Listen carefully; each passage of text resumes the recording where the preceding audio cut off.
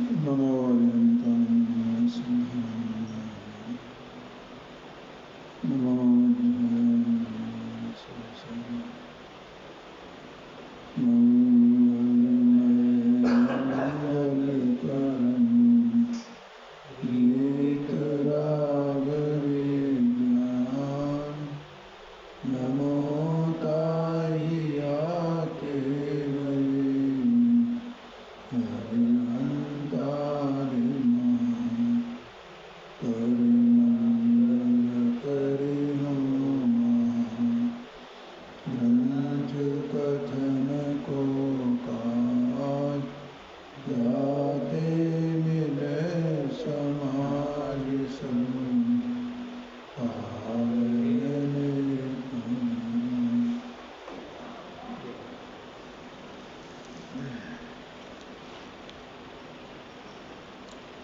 देखो,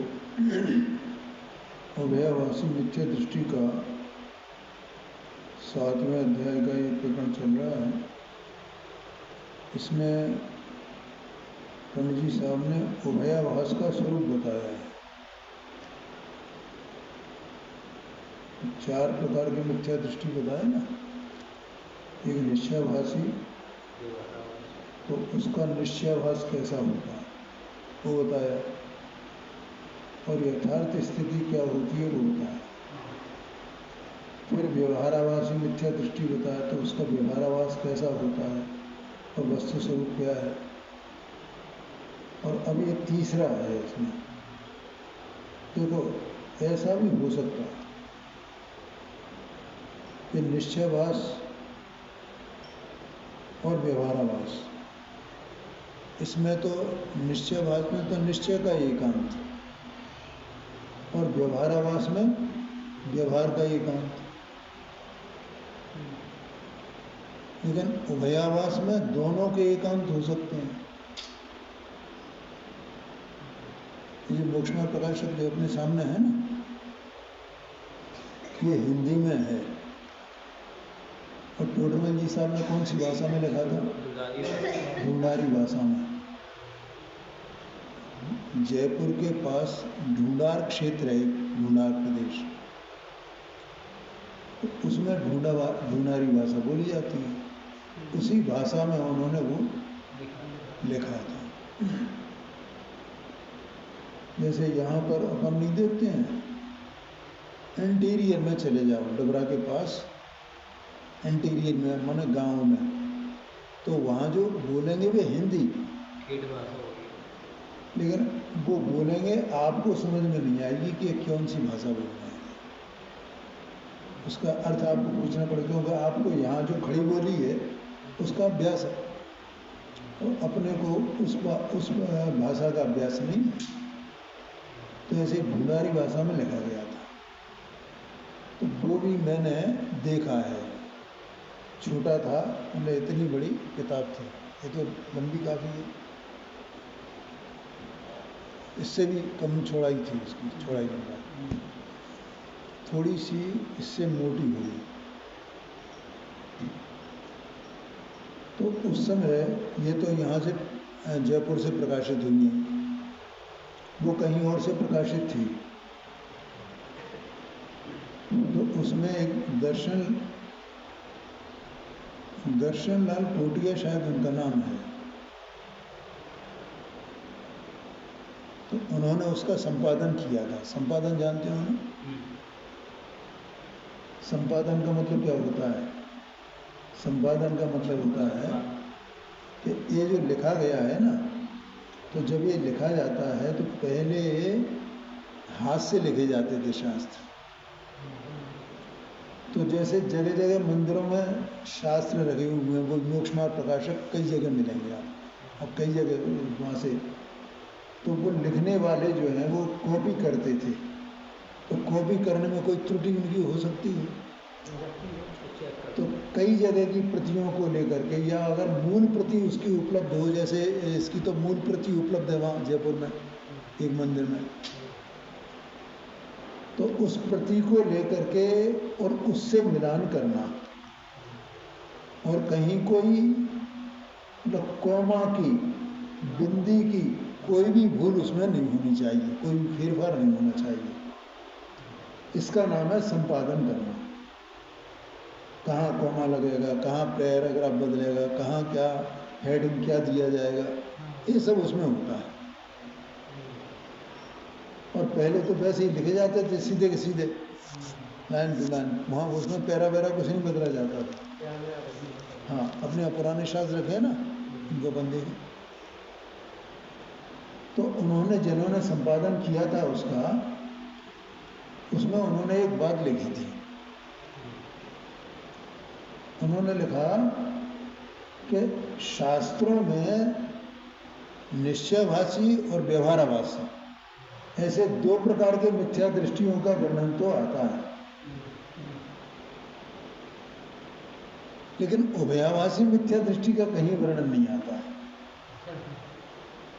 ये पंडित जी साहब की अपनी एक मौलिक विशेषता है। हाँ, विशेष ज्ञान। हाँ, कि उन्होंने जो ये देखा होगा ना, क्योंकि लोगों को ऐसा देखा होगा कि ठीक है ये तो व्यवहार है और ये निश्चय है और ये हमें इसको भी मानना चाहिए और इसको भी मानना चाहिए।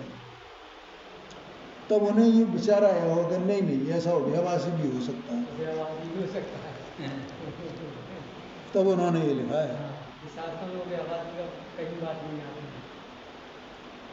जैसे पंचास्त्र का संग्रह है ना, तो पंचास्त्र का संग्रह में अंत में 172 नंबर की गाथा है, अंतिम गाथा 173 की है। तो वो अंतिम गाथा में तो शास्त्र का तात्पर्य क्या है ये बताते हैं। जैसे समय सारणी में 415 गाथाएं हैं ना, तो अंतिम गाथा में तो शास्त्र का तात्पर्य बताया केवल। ऐसे ही उसमें 173 नंबर की गाथा में शास्त्र का तात्पर्य बताया। और उससे पहले जो 172 नंबर की गाथा है, उसकी जो टीका की है अमृतचंद्राचार्य स्वामी ने, तो वहाँ उसकी टीका में उन्होंने निश्चयभाषी और व्यवहाराभासी दोनों का वर्णन किया है। और तीसरा ये बताया कि ज्ञानी कैसा होता है।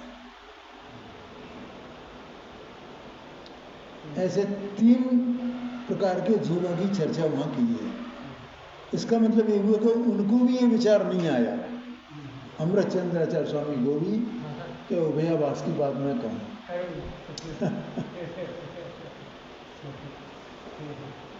तो अब ये जो उभयाभासी मिथ्या दृष्टि की बात चल रही है, तो ये जो अपन 2 दिन से पैरा पढ़ रहे हैं, ये बहुत महत्वपूर्ण है। क्यों? क्योंकि वो नए के स्वरूप को कैसे मानता है और नए का स्वरूप क्या है, मानता क्या है। और आम तौर पर सभी जन जितने हैं वे ऐसे ही मान रहे हैं ना कि कोई क्रिया का नाम व्यवहार, क्रिया का नाम निश्चय, द्रव्य का नाम निश्चय, द्रव्य का नाम व्यवहार। वेद ज्ञान के लिए ऐसे ही मानेगा, ऐसे ही मान रहे हैं ना। तो इसके बारे में कल अपन ने जो विचार किया था, तो उसमें क्या हेतु दिया कि देखो भैया, वस्तु में नए नहीं है, वस्तु नए रूप नहीं है। वस्तु नए रूप नहीं है, नए रूप नहीं है, वस्तु नयातीत है, नए से अतीत दूर रहित। ठीक है, नए तो उसका निरूपण करता है। एक बात। दूसरी बात, नए की जरूरत क्यों है साहब? क्या जरूरत है नए की? कि देखो, अनाज से जो जीव है ना, ये कर्म नो कर्म के संयोग में है, और इसको ये भ्रांति है कि मैं इसका करता हूँ, ये मेरा है, ये मेरा करता है, मेरी क्रिया इससे होती है, मैं इसकी क्रिया करता हूँ, कर्म मुझे सुखी दुखी करते हैं, मैं कर्म को बांधता हूँ। ऐसी भ्रांति है कि नहीं है? हाँ। और ये जो धर्म होता है ना, तो धर्म में ये क्रिया की जाती है, और ये जो क्रिया की जाती है तो ये मैं करता हूँ, मैं करता हूँ। ऐसा मानता है। तो अब इसको कैसे समझाया जाए कि ये तेरी क्रिया नहीं है, और तेरी क्रिया नहीं है तो भी तेरी कैसे कही जाए वो? अगर वो नहीं कही जाए तो भी काम नहीं चलता है, और कही जाए तो भी काम नहीं चलता है। क्योंकि अगर ये कहा जाए कि नहीं तेरी क्रिया है ही नहीं, सर्वथा ही, तो एकांत हो जाएगा। बिल्कुल हो जाएगा। और तेरी ही क्रिया है, तू ही करता है, ऐसा भी बोल दिया जाए तो भी एकांत हो जाएगा। एकांत हो जाएगा। आया कि नहीं आएगा? एरिया नहीं होगा। है, इसलिए जब तक नए का प्रयोग नहीं किया जाएगा तब तक वस्तु स्वरूप यथार्थपने समझ में नहीं आएगा। नहीं आएगा वो ध्यान की, मोक्ष मार्ग का स्वरूप यथार्थपने समझ में नहीं आएगा। ध्यान की बड़ी बोलो भैया, पॉइंट समझ में आया कि नहीं? इसलिए नए की आवश्यकता है, और ये नए की आवश्यकता है, नए है ना, इसी का नाम स्यादवाद है। एक क्रिया देह की क्रिया है या शुभराग है, ये कथनचित जीव का है, कथनचित जीव का नहीं है। कथनचित जीव का नहीं है ये निश्चय, कथनचित जीव का है ये व्यवहार। अब वो तो जो है सो है, अपनी जगह है। पॉइंट समझ में आया ना? वो तो जो है सो है, अपनी जगह है। अब उसके बारे में जीव को कैसे समझाया जाए कि ये तेरा नहीं है, कि ये तेरा है, इस अपेक्षा से तेरा है, इस अपेक्षा से तेरा नहीं है। तो ये तो दूर की चीज हो गई ना, ये समझाना, उसको बताना, निरूपण करना है। और जो नए है ना, नए का जन्म प्रमाण में से होता है। प्रमाण में से नए का जन्म होता है। प्रमाण का मतलब क्या होता है?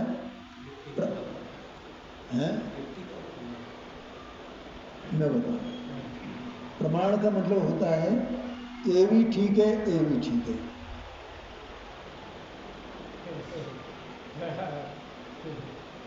समझ गए ना?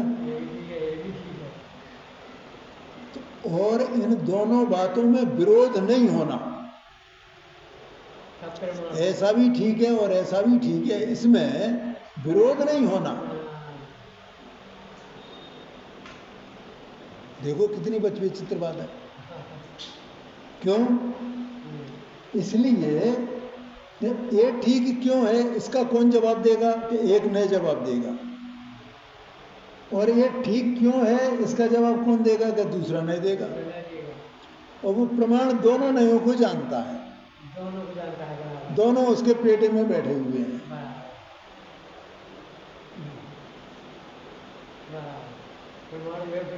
बोलो, समझ में आया ना? देखो ये जो जिनवाणी है ना, बहुत रोचक है, बहुत मजा आएगा आपको। नहीं लग रहा है ऐसा? कि वो कौन सा दिन होगा जब मैं ये सब जान जाऊं, मेरे ज्ञान में जचने लगे, मुझे दिखने लगे ऐसा ही है, ऐसा ही है, ऐसा ही है। तो ये जिस दिन ये दिखने लगा ना ऐसा ही है, उसी वो दिखने का नाम ही सम्यक ज्ञान होता है, और कुछ नहीं सम्यक ज्ञान। ऐसा भाषित तो होने लगे जैसा है वस्तु का सब, ये समझना। तो इस प्रकार से वस्तु में नए नहीं है, क्रिया में नए नहीं है, नए तो भिन्न पड़ा होगा। ठीक है। अब कल अपन कहाँ तक आ गए थे? इसमें जो दृष्टांत दिया है, घी के घड़े को घी का घड़ा मिट्टी के घड़े को मिट्टी का घड़ा कहना ये तो निश्चय है। और मिट्टी के घड़े को घी के संयोग से घी का घड़ा कहना, इसका नाम व्यवहार है। ठीक है। अब देखना जरा उभयाभासी की दृष्टि कैसी होती है। जो समझने वाला होगा वो तो समझ जाएगा। नए का कथन ये है, यहाँ से ऊपर से अपन जो बात कर रहे हैं, परसों भी बात की, कल भी बात की और आज फिर कहते हैं कि ये नए एक ही वस्तु में, एक ही वस्तु के भाव में लगते हैं कि ये अलग अलग वस्तुओं में लगते हैं, एक ही वस्तु में। अब उभयाभासी अगर होएगा तो वो कैसा माने, उसका अभिप्राय कैसा होगा, मैं इसी के उदाहरण में तो मैं कल्पना करके बताता हूं मैं आपको। जैसे एक मिट्टी का घड़ा रखा है, उसमें घी भरा हुआ है, ठीक है।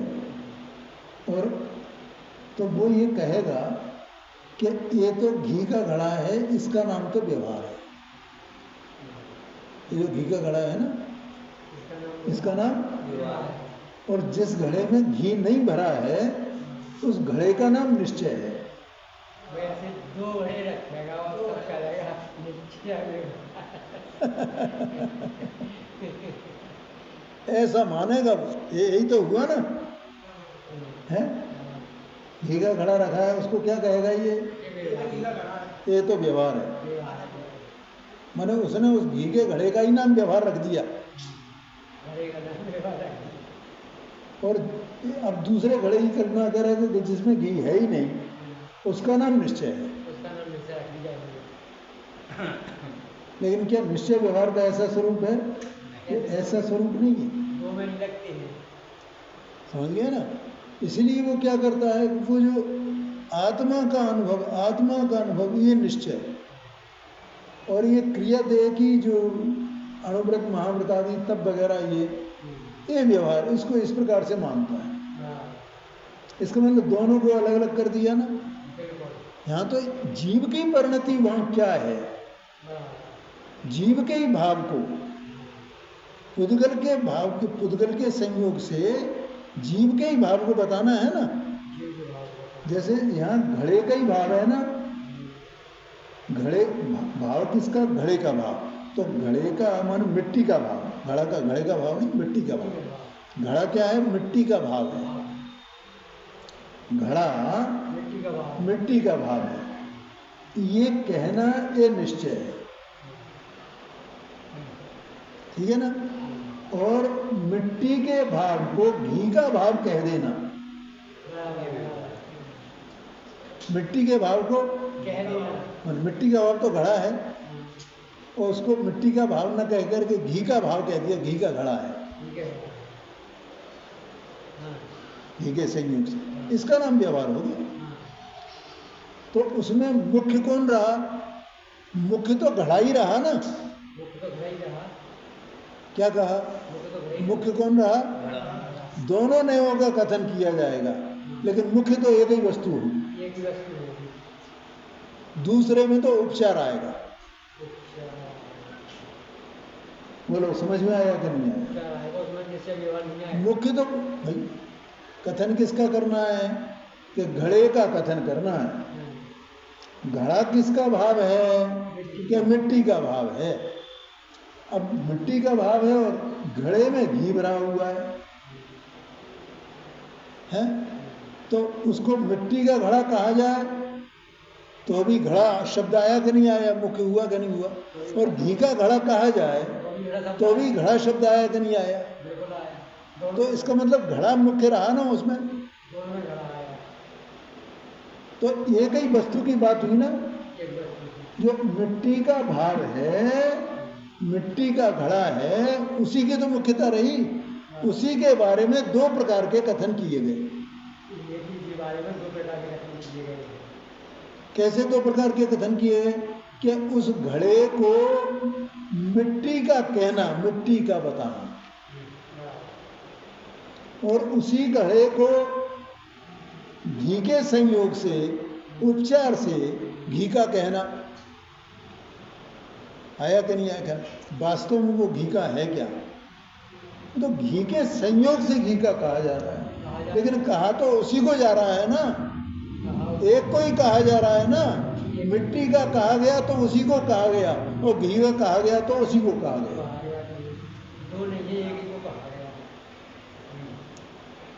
बोलो स्पष्ट हुआ कि नहीं हुआ? ऐसा समझना, ऐसा नए का स्वरूप है, ये कहते हैं। ये पैरा बहुत इंपॉर्टेंट है।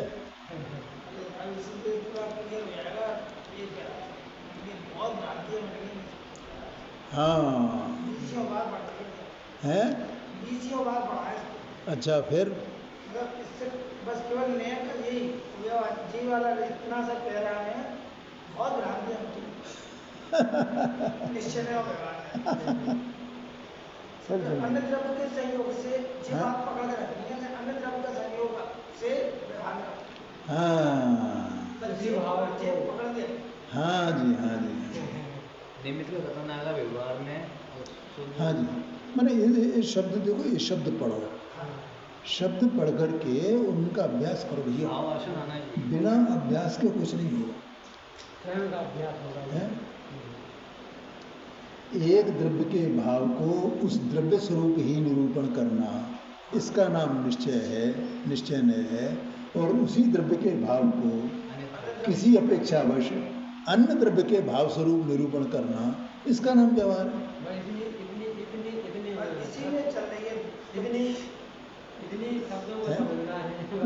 एक बार ये बिल्कुल एकदम जम जाए यहाँ पर, बार बार बार बार बार बार बार बार, अरे हैं।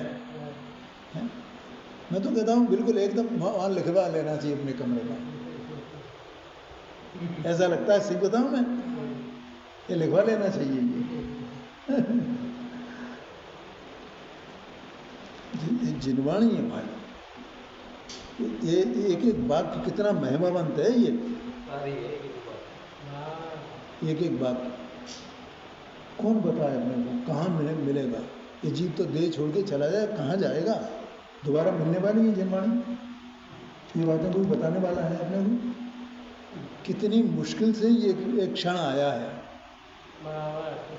बोलो जरा भैया, हरीश भाई बताओ जरा, अंदाजा लगाओ कि इस जीव को ये वचन सुनने को मिल रहे हैं, ये कितना अतिशय पुण्य का उदय है। ओ ये समझना। हाँ, अरे भैया वो पुण्य तो कुत्ता बिल्लियों को भी हो जाता है। हाँ, क्यों हो जाता है? देखो उसका एक कारण है कि जीव का परिणाम हर अंतर मुहूर्त में बदलता है। वो सभी का ही हो रहा है। उसमें अपन ने यहाँ आकर के, तो अगर अपन इसको नहीं पढ़े और वैसे ही अपन पूजा करें, ये करें, तो ये अपना पूजा करते करते अपना परिणाम जो है पलट जाएगा। अपन क्रिया यहाँ ये कर रहे हैं और तो परिणाम पलट जाएगा। क्या हुआ क्या उससे? कौन सा पुण्य कर्म ले लिया भाई? यही तो चक्कर है। जो जीव सम्यक दर्शन प्राप्त कर लेता है तो वो स्वर्ग में क्यों जाता है? अगर पहले आयु का बंध नहीं किया उसने तो वो कहीं और जाएगा ही नहीं।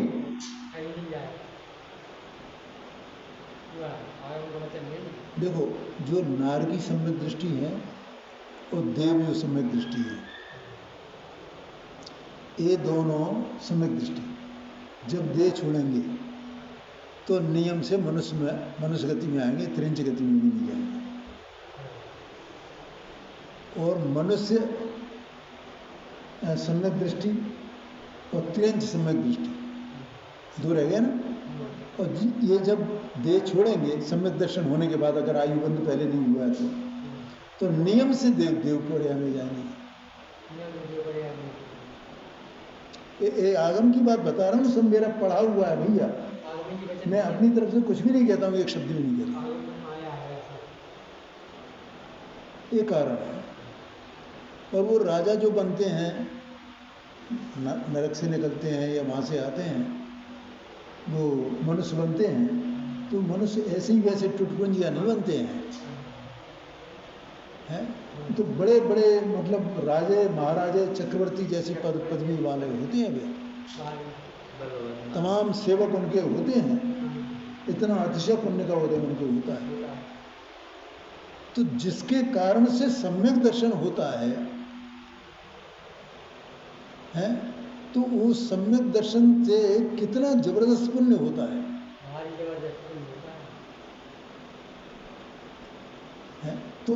तो फिर इसकी कितनी महिमा की जाए, इतना ऐसा अतिशय पुण्य, ये समझ लेना। देखो इसमें आगे चलते हैं। ऐसे ही अन्यत्र जानना, इसलिए तू किसी को निश्चय माने और किसी को व्यवहार माने वह भ्रम है।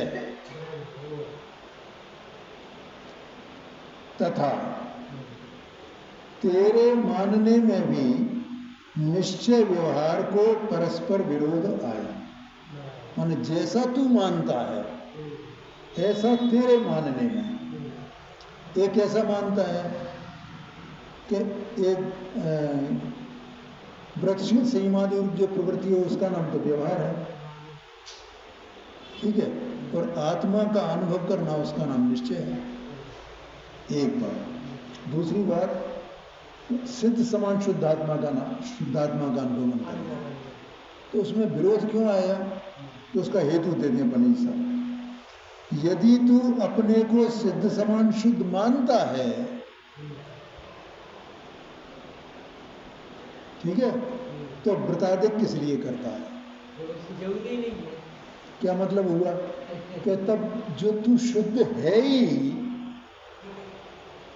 तेरे में कोई विकार है ही नहीं, तेरे में कोई दोष रहा ही नहीं, ऐसा ही तू अनुभव करता है, तो ये व्रतशील संयमादि की क्या जरूरत है, जिसको तू व्यवहार मान रहा है और दोनों को उपाधि मान रहा है। बोलो समझ में आया कि नहीं आया? नहीं आया अभी समझ में? हाँ, ये विरोध आया कि नहीं आया? क्या कहा, क्या मानता है कि मैं सिद्ध समान शुद्ध हूं, तो अगर अब तू शुद्ध है, देखो ये व्रतशील संयमादि किस लिए किए जाते हैं, क्यों किए जाते हैं, क्या जरूरत है, कौन करता है, माने चारित्र में गिना जाता है ना इसको कि भैया देखो व्रतादि किसको होते हैं कि जब सम्यक दर्शन हुआ जीव को, सम्यक ज्ञान हुआ, तो सम्यक दर्शन सम्यक ज्ञान होने पर उसमें लिखा है ना 6 डाला में, सम्यक ज्ञानी होए बहु दृढ़ चारित लीजिए, लिखा है एक देश और सकल देश तस भेद कहीजे। तो इसका मतलब क्या हुआ, जिसको सम्यक दर्शन सम्यक ज्ञान हुआ है तो अभी उसकी परिणति में मलिनता है कि नहीं है, और वो मलिनता कैसी है, वो मलिनता असंयम रूप है, क्योंकि सम्यक दर्शन ज्ञान होने के बाद भी असंयम नहीं जाता। आया समझ में? और असंयम जाने का मतलब क्या होता है, और असंयम है तो असंयम का मतलब क्या होता है कि अभी परिणति में शुभाशुभ भाव दोनों है, और वो परिणति इसी द्रव्य की है ना कि किसी और द्रव्य की है, इसी द्रव्य की है। तो इसी द्रव्य को क्या करना चाहिए कि अपनी परिणति में से, और परिणति का मैंने अर्थ बता दिया है, माने वो जो द्रव्य है वो मेला स्वयं ही हो रहा है ना, कि वो शुद्ध हो गया है, मेला ही हो रहा है। सम्यक दर्शन में क्या हुआ कि सम्यक दर्शन में तो तत्व की प्रतीति हुई है, आया कि नहीं आया? वस्तु स्वरूप की यथार्थ प्रतीति हुई है और यथार्थ जानना हुआ है, और तो कुछ नहीं हुआ ना। नहीं, इसका मतलब अभी उसका संसार तो मौजूद है ना, असंयम है तब तक संसार है कि नहीं है? बिल्कुल संयम है तो संसार है। तो वो असंयम कहीं और होगा, वस्तु की अवस्था में होगा, किसी की अवस्था में होगा। तो अपनी ही अवस्था में है ना, तो उसमें से उस असंयम को दूर करना है ना। तभी तो मोक्ष होगा। अब असंयम कैसे दूर होएगा? कि असंयम में पहले पाप का अभाव होता है, अशुभ भाव का अभाव होता है, बराबर। और असंयम को दूर करने के लिए और कुछ नहीं करना होता है। पाप भाव का दूर होगा। अशुभ भाव दूर होता जाएगा, शुभ भाव बचता जाएगा। बचाना है क्या? उसको अपने आप होएगा वो। अपने आप होएगा वो तो। जब अशुभ भाव से बचेगा तो शुभ भाव तो होगा ही होगा, वही होगा। ठीक है ना। तो जिस प्रकार से अशुभ न हो उस प्रकार से वर्तना प्रयत्न पूर्वक है, इसका नाम व्रतशील संयम तप है। और वो काय के लिए है कि परिणति में जो मलिनता है उसको दूर करने के लिए। क्योंकि जो अशुभ से बचेगा तो शुभ तो रहेगा ना, और फिर शुभ का भी अभाव करेगा।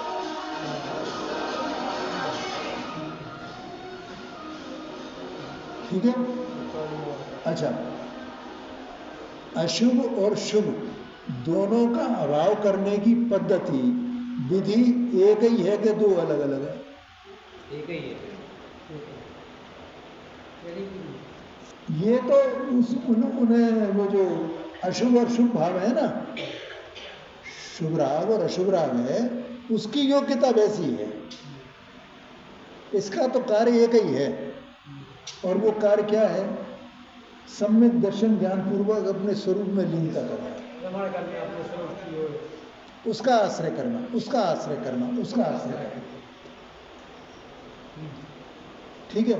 तब जो उसमें से असंयम दूर होता है, अशुभ भाव दूर होता है, छूटता है, वो अशुभ भाव की मलिनता उसमें से आत्मा की परिणति छूटती है ना, तो परिणति उज्जवल होती है ना। तो परिणति जो उज्जवल होती है और वो अशुभ भाव की मलिनता छूटती है, उसको व्यवहार कहा जाता है। उसको व्यवहार कहा जाता है, वो छूटती है। क्यों? क्योंकि आत्मा ने, जीव ने उसको छुड़ाने के लिए उसमें कुछ नहीं किया है। उसमें कर ही नहीं सकता है। क्या कहा? उसने तो अपने भाव में वो किया है, उसने तो अपने स्वरूप की अशुभ भाव को छुड़ाने के लिए, अपनी परिणति में से उस गंदगी को छुड़ाने के लिए, मलिनता को छुड़ाने के लिए उसमें कुछ नहीं किया है। आया समझ में? उसने तो किस में किया है? जो कुछ किया है वो अपने में किया है, अपने स्वभाव का बनना, तब वो छूट जाती है। और वो छूटती है तो आरोप जीव पे ही आता है, इसने अशुभ भाव छोड़ा। आरोप आता है। और अशुभ भाव छोड़ने के लिए जो भी विकल्प होते हैं वे सबके एक जैसे ही होते हैं, और वो पूरा उसका विधान चरणानुयोग में दिया गया।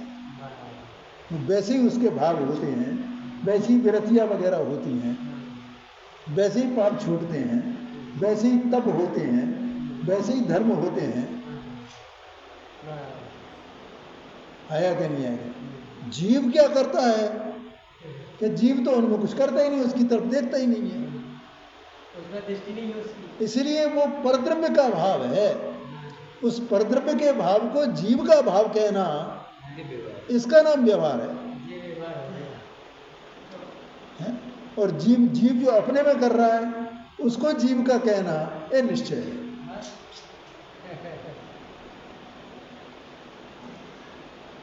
आया समझ में? देखो ये बात पूज्य गुरुदेव जी फरमाते हैं कि भैया ये बात कुछ समझने की है बस। ये तो ऐसा है जैसे 2 और 2 4 होते हैं, इसमें क्या है? लेकिन अनादि का अज्ञान है जी, उसे संस्कार ऐसा पड़ा हुआ है, पक्षपात ऐसा पड़ा हुआ है कि वो जो है वो उसे उसकी धारा उसकी वो उपयोग उधर ही जाता है, तो बाहर की ओर दौड़ता है, बाहर की ओर मानता नहीं है, विश्वास नहीं होता उसे। हाँ, तो अगर ये ऐसा करे तब तो ठीक है कि अपनी परिणति में मेरी परिणति अभी मैली है, और परिणति मैली हो ना, परिणति और द्रव्य कोई अलग अलग थोड़ी है, एक में का ही है ना। ऐसा तो नहीं है द्रव्य शुद्ध है और परिणति अलग पड़ी हुई है। ऐसी नहीं पड़ी है, वो उसी में द्रव्य है पूरा। तुम्हें शुद्ध आत्मा का अनुभव, अरे भैया वो उसमें ही पड़ी हुई है। उसे ही छुड़ाने के लिए उसका जो स्वभाव की अपेक्षा से परम पारमार्थिक भाव की अपेक्षा से उसका जो स्वरूप बताया जाता है उसका नाम शुद्ध आत्मा है। अनुभव जो होता है स्वभाव का अनुभव क्या होता है? परिणति में परिणति का अनुभव करता है, स्वभाव का अनुभव कैसे हो जाता है? परिणति की तो वेदन करती है ना। देखो क्या है, तुम्हारा कहना ये है कि पर्याय पर्याय का वेदन करती है, पर्याय द्रव्य का वेदन नहीं करती, ये कह रहे हैं? हाँ, बहुत बढ़िया प्रश्न है इनका भैया, समझ में नहीं रहा, हालांकि इस विषय से कोई संबंध नहीं है। पर्याय पर्याय का वेदन करती है। देखो, जो वस्तु जिस स्वभाव रूप है, शांति से समझना, तो उस वस्तु वो वस्तु अपने को अपनी पर्याय में व्यक्त करती है। क्या बोला? वस्तु का स्वभाव है, वो वस्तु अपनी शक्ति को पर्याय में व्यक्त करती है। ठीक है, तो पर्याय में स्वभाव है क्या नहीं है? पर्याय में जो वस्तु का ध्रुवपना है ना, वो ध्रुवपने का जो स्वभाव है वैसा का वैसे ही स्वभाव पर्याय में है क्या नहीं है? अगर वो पर्याय वैसी ही नहीं हो तो उसे उस द्रव्य की पर्याय कहेगा कौन? बोलो, कौन कहेगा? नहीं कहेगा, वो चीज उसमें है ही नहीं, तो कैसे कहेंगे उसकी कैसी है ये? बोलो ओम प्रकाश जी, समझ में आ रहा है कि नहीं आ रहा है? थोड़ा कठिन बात है। हाँ, इतनी बात समझ में आई कि नहीं है? वस्तु है, जैसे अपन नमक का उदाहरण लेते हैं, नमक का डेला है साहब, तो नमक का डेला है तो उसका स्वभाव ध्रुव है कि नहीं है? अभी कल परसों मैंने चर्चा की, तो मटर पनीर की सब्जी बनाई, कब शाम को बताया था कि सुबह बताया था? मटर पनीर की सब्जी बनाई और उसमें नमक डाला है, ठीक है? तो मैंने ये पूछा, वो नमक जो उसमें पड़ा हुआ है, तो वहाँ वो नमक की पर्याय है कि नमक की ध्रुवता है कि ध्रुवता और पर्याय दोनों हैं?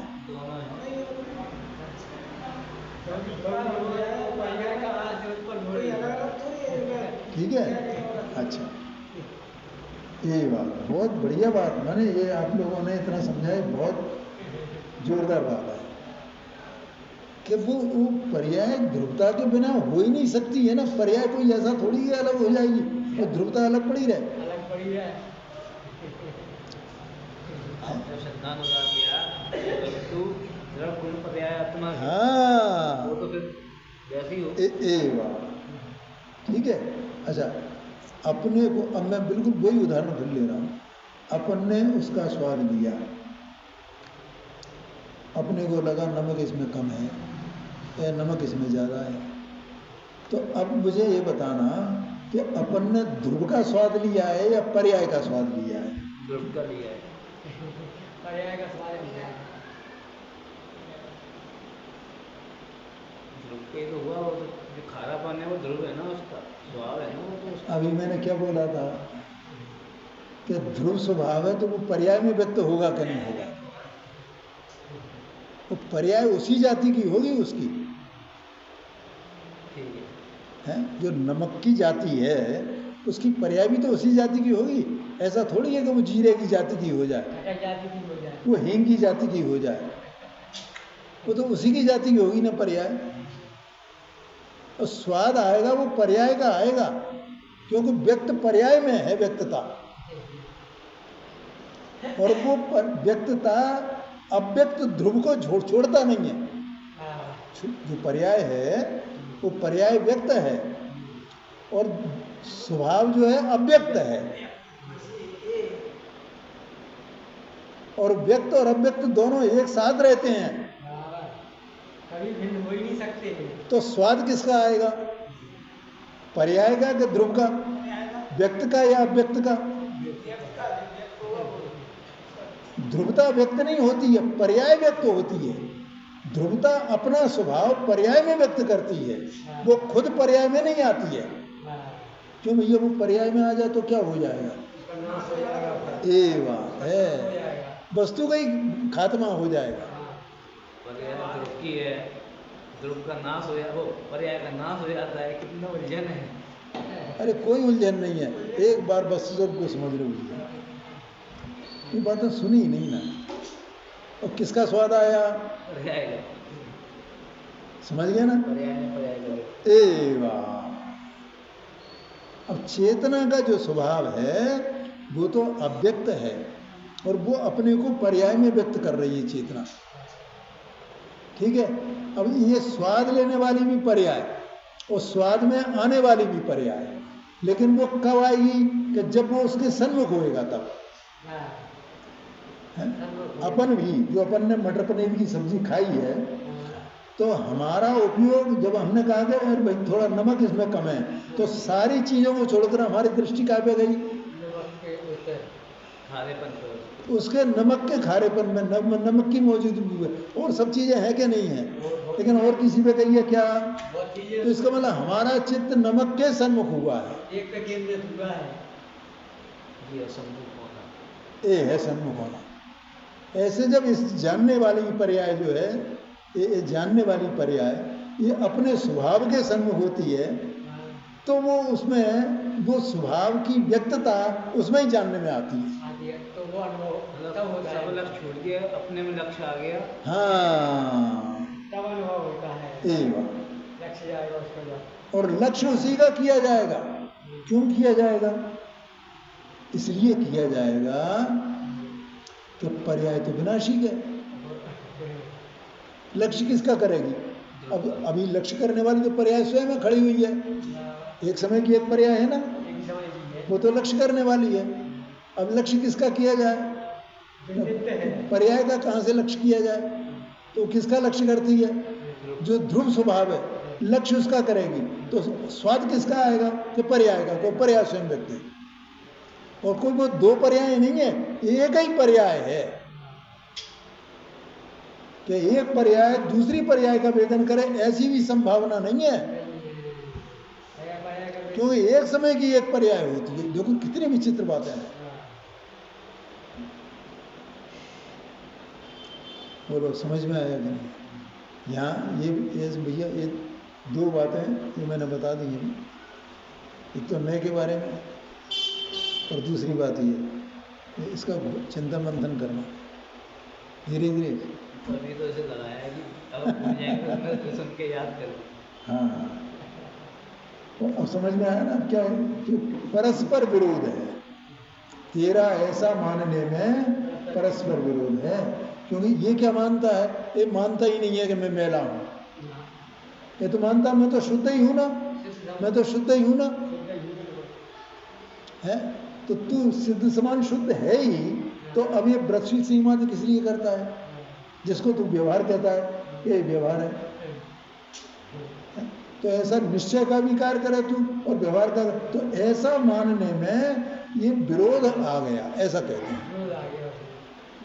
यदि तू अपने को सिद्ध समान शुद्ध मानता है तो व्रतादिक किस लिए करता है? और यदि व्रतादिक के साधन द्वारा शुद्ध होना चाहता है क्योंकि वृत्ताधिक का साधन तो शुद्ध होने के लिए किया जाता है ना।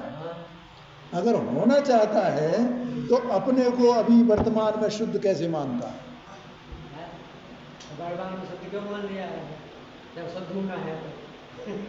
कितनी विचित्र बात है। मतलब अपनी बातों पे ही नहीं है ये, हाँ, कभी इधर पड़ जाता है कभी उधर पड़ जाता है। देखो ये ऐसा है, क्यों अज्ञान की दशा ऐसी होती कैसे है। होती है? अपने अपने ही कहा अपने ही भूल गए। बिना पहन का लोटा होता है वो, इधर धड़क रहता है।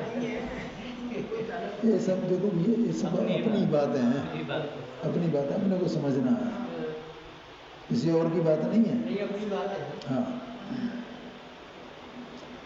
इसी प्रकार दोनों नयों के परस्पर विरोध है।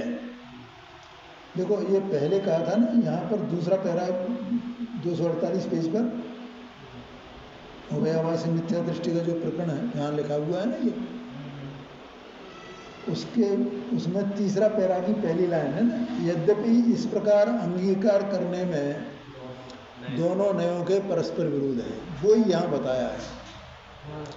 कि उसने तो इसी प्रकार से अंगीकार किया है ना। कैसे अंगीकार किया है कि मैं शुद्ध आत्मा का अनुभव करना इसका नाम निश्चय है, और प्रसिद्ध सीमादि करना इसका नाम व्यवहार है।